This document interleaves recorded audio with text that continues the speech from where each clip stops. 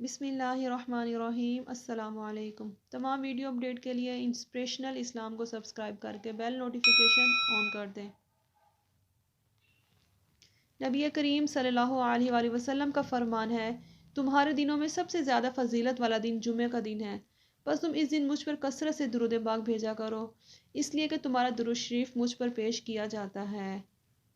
آپ صلی اللہ علیہ وآلہ وسلم نے فرمایا، ان دنوں میں سے بہترین دن جس میں سورج نکلتا ہے وہ جمعے کا دن ہے، کیونکہ جمعے کے دن حضرت آدم علیہ السلام پیدا ہوئے اور جمعے کے دن ہی جنت میں داخل کیے گئے اور اسی دن وہاں سے نکالے گئے، اور قیامت بھی جمعے کے دن قائم ہوگی۔ نبی کریم صلی اللہ علیہ وآلہ وسلم نے فرمایا، جس نے مجھ پر جمعے کے روز 200 بار درود پاک پڑھا، اس کے 200 سال کے گناہ معاف ہو جائیں گے۔ ہر عبادت کا پتہ نہیں کہ وہ قبول ہوئی بھی ہے کہ نہیں، مگر درود پاک ایک ایسی عبادت ہے جس کے ادا ہوتے ہی قبول ہو جاتی ہے۔ نبی کریم صلی اللہ علیہ وآلہ وسلم نے فرمایا، جو شخص جمعے کے روز عصر کی نماز کے بعد اٹھنے سے پہلے 80 مرتبہ درود پاک پڑھے گا، اس کے 80 سال کے گناہ معاف ہو جائیں گے۔ جس مجلس میں حبیب خدا صلی اللہ علیہ وآلہ وسلم پر درود پاک پڑھا جائے، اس مجلس سے ایک ایسی پاکیزہ خوشبو اڑتی ہے جو آسمان کی بلندیوں تک جاتی ہے۔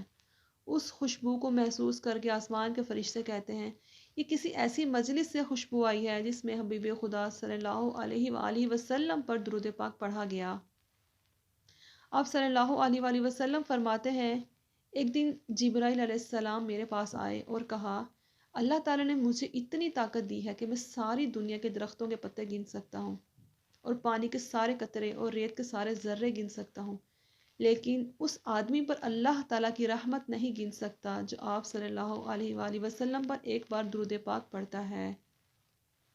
آپ صلی اللہ علیہ وآلہ وسلم فرماتے ہیں، جو مجھ پر جمعے کی رات یا جمعے کے دن 100 بار درود پاک پڑھتا ہے، اللہ تعالیٰ اس کی 100 اخروی حاجات اور 30 دنیاوی حاجات پوری فرماتا ہے، اور میرے پاس ایک فرشتہ بھیجتا ہے جو میری قبر میں داخل ہو کر مجھے اس درود پاک پڑھنے والے کے نام و نسب اور خاندان کے متعلق بتاتا ہے، تو میں اسے اپنے پاس سفید صحیفے میں محفوظ کر لیتا ہوں۔